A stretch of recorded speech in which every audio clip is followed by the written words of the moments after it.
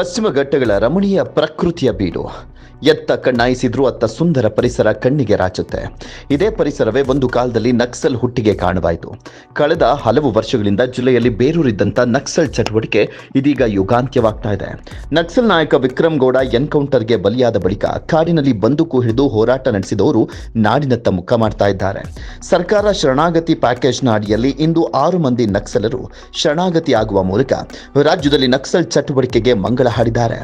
2.5 ದಶಕಗಳ ವನವಾಸದ ಬದುಕಿಗೆ ಮಂಗಳ ಹಾಡೋಕೆ ತೀರ್ಮಾನಿಸಿರುವಂತ ಎ ಹಾಗೂ ಬಿ ಕೆಟಗರಿಯ 6 ಜನ ನಕ್ಸಲರು ಶರಣಾಗಿದ್ದಾರೆ. ಶಾಂತಿಗಾಗಿ ನಾಗರಿಕ ವೇದಿಕೆಯ ಮೂಲಕ ಶರಣಾಗತಿಯಾಗಿದ್ದಾರೆ. ಕಳೆದ 2.5 ದಶಕದಿಂದ ನಕ್ಸಲ್ ಚಟುವಟಿಕೆಯಲ್ಲಿ ಸಕ್ರಿಯವಾಗಿದ್ದಂತ ಮುಂಡಗಾರು ಲತಾ, ಮುಂಡಗಾರು ಶೃಂಗೇರಿ ಚಿಕ್ಕಮಗಳೂರಿನಲ್ಲಿದೆ. ಇನ್ನು ವನಜಾಕ್ಷಿ, ಬಾಳೆಹೊಳೆ ಕಳಸ ಚಿಕ್ಕಮಗಳೂರು, ಸುಂದರಿ ಕುಂತಲೂರು ದಕ್ಷಿಣ ಕನ್ನಡ, ಮಾರಪ್ಪ ಅರೋಳಿ ಅಲಿಯಾಸ್ ಜಯಣ್ಣ ರಾಯಚೂರಿನವರು, ವಸಂತ ತಮಿಳುನಾಡಿನವರು, ಎನ್ ಜೀಶಾ ಕೇರಳದವರು ಶರಣಾಗತಿ ಆಗುವ ಮೂಲಕ ರಾಜ್ಯದಲ್ಲಿ ನಕ್ಸಲ್ ಚಟುವಟಿಕೆ ಯುಗಾಂತ್ಯ ಆಗಿದೆ.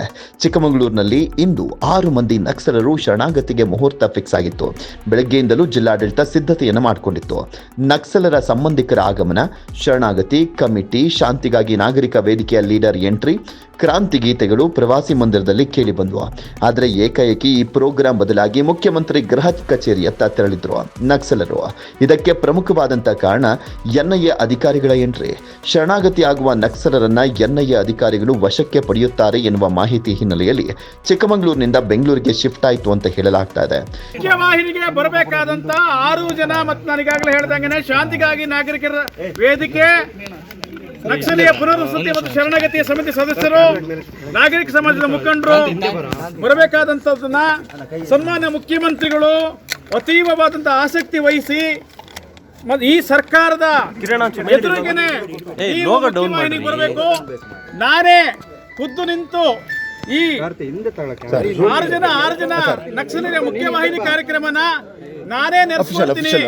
ನೀವು ನೇರವಾಗಿ ಬೆಂಗಳೂರಿಗೆ ನನ್ನ ಸಮ್ಮುಖದಲ್ಲೇ ಮುಖ್ಯವಾಹಿನಿ ಬರೋ ಕಾರ್ಯಕ್ರಮವನ್ನು ಮಾಡಬೇಕು ಅಂತ ಹೇಳಿ ನಮ್ಮ ಎಲ್ಲಾ ಮುಖಂಡರುಗಳಿಗೆ ಮನವಿ ಮಾಡಿದ ಹಿನ್ನೆಲೆಯಲ್ಲಿ ಈ ಮುಖ್ಯವಾಹಿನಿ ಕಾರ್ಯಕ್ರಮವನ್ನ ಚಿಕ್ಕಮಗಳೂರಿನಿಂದ ರಾಜ್ಯದ ರಾಜಧಾನಿ ಬೆಂಗಳೂರಿಗೆ ಸ್ಥಳಾಂತರಿಸಲಾಗಿದೆ.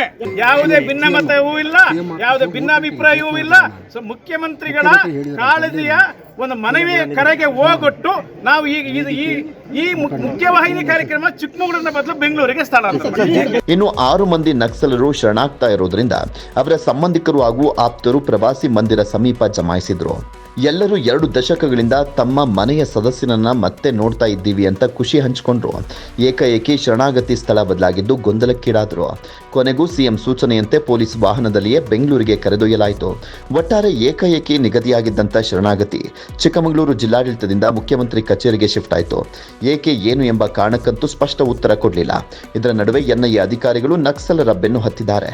ಎಲ್ಲದಕ್ಕೂ ಶರಣಾಗತಿಯ ನಂತರವಷ್ಟೇ ಉತ್ತರ ಸಿಗಬೇಕಾಗಿದೆ. ಜಾನಿ ಪಬ್ಲಿಕ್ ನೆಕ್ಸ್ಟ್ ಚಿಕ್ಕಮಗಳೂರು.